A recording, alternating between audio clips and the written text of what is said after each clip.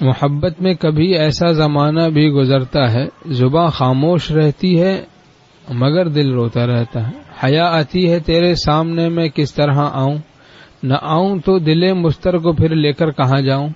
یعنی حیا تو آتی ہے، غفلت میں ہم لوگ پڑے ہوئے ہیں، کیسے اللہ کے سامنے آئیں، کیسے مسجد جائیں، کیسے حرم جائیں، کیسے دعا کے لیے ہاتھ اٹھائیں، یہ سب چیزیں اپنی جگہ، لیکن پھر بھی ایک کام کر رہے ہیں، ضرور کرنے ہیں. اگر نہیں کرے گا تو پھر وہ شرم شیطانی شرم ہے. کوئی شرما کی طاعت ہی چھوڑ دے تو یہ تو شیطانی شرم ہے، کوئی شرما کے توبہ ہی چھوڑ دے تو شیطانی شرم ہے. تو شرم اپنی جگہ، حیا اپنی جگہ. اور حقیقت حیا تو یہ ہے فإن حقیقت الحیا ان مولاک لا یراک حیث نہاک، کہ تیرا مولا تجھے اپنی نافرمانی میں نہ دیکھے. یہ ہے حقیقت حیا.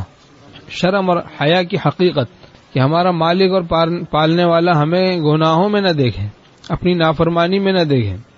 تو یہ داڑھی کٹانا، بدنگاہی کرنا، یہ سب بے حیائی کی بات ہے، تو نافرمانی کی بات ہے، یہ بے حیائی کی بات ہے.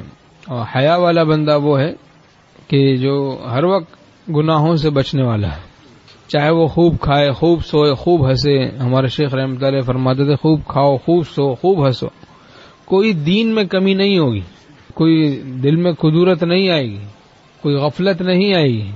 کتنا پیارا اور حسین دین ہے، سبحان اللہ. جائز تقاضوں کو جائز طریقے سے پورا کرنے سے ظلمت نہیں آتی. جائز کام کو جائز طریقے سے جو کرے تو اس سے کوئی ظلمت نہیں آتی، اس سے ظلمت نہیں آتی.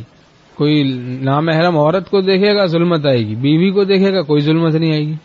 اور جب رفتہ رفتہ ادراک ٹھیک ہو جاتا ہے تو پھر یہ باتیں محسوس بھی، معلوم بھی ہونے لگ جاتی ہیں. دیکھ تو رہا ہے، شہوت سے دیکھ رہا ہے، لیکن ایک طرف حسینوں کو دیکھتا ہے، نامحرموں کو تو ظلمت آ رہی ہے.